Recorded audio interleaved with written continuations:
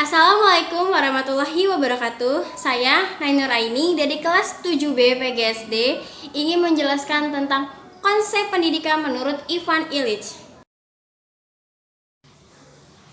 Yang pertama, ada biografi Ivan Illich. Ivan Illich merupakan filsuf Austria dan juga merupakan pastor di gereja Katolik. Ia lahir pada September 1926 di Wina, Austria. Pada tahun 1930, Ivan Illich ini telah tinggal bersama kakeknya di Wina, dan disinilah pendidikan Ivan Illich dimulai. Ivan Illich mulai belajar dari berbagai guru privat yang mengajari dia berbagai bahasa. Kemudian, ia membaca buku dari perpustakaan pribadi neneknya.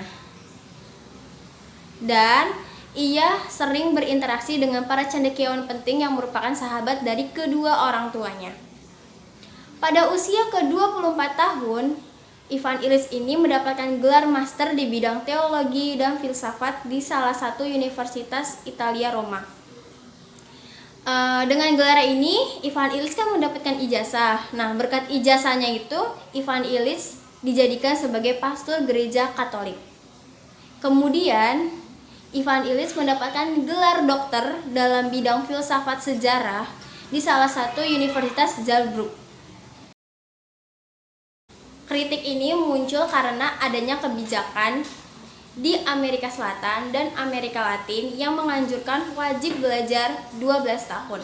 Sedangkan di Amerika Selatan, mereka yang tidak dapat menempuh pendidikan selama 12 tahun akan dianggap sebagai terbelakang.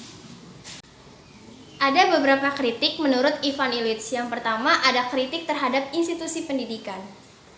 Lembaga-lembaga pendidikan tidak terjangkau karena mahal, dan kurikulum selalu dijadikan sebagai ranking sosial. Yang kedua, ada kritik terhadap sekolah.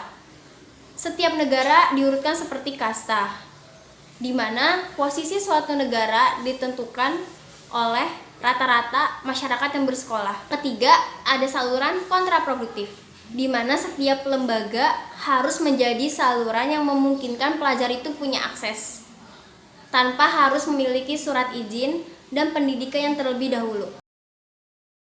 Gagasan ini dimulai dari komponen pendidikan, yaitu pendidik dan peserta didik. Yang pertama ada pendidik. Ivan Illich mengatakan, guru tidak dipandang hanya dari ijazahnya, tapi juga dari kemampuannya. Seseorang yang memiliki kemampuan bisa jadi disebut guru, dan seseorang yang memiliki kemampuan dapat memberikan pengetahuannya terhadap orang lain. Yang kedua ada peserta didik. Illich mengatakan, siswa tidak diwajibkan bersekolah, tetapi siswa diwajibkan untuk belajar, karena belajar tidak selalu dari sekolah.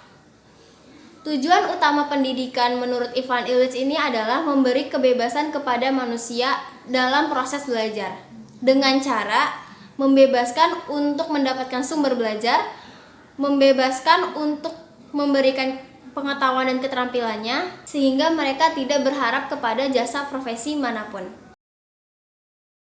Pendidikan di Indonesia saat ini hampir sama dengan gambaran di mana kondisi lahirnya gagasan Ivan Illich saat itu. Karena pendidikan saat ini masih jauh dari harapan yang diinginkan. Karena sebagian masyarakat masih memiliki mindset yang menganggap belajar hanya dilakukan di sekolah saja.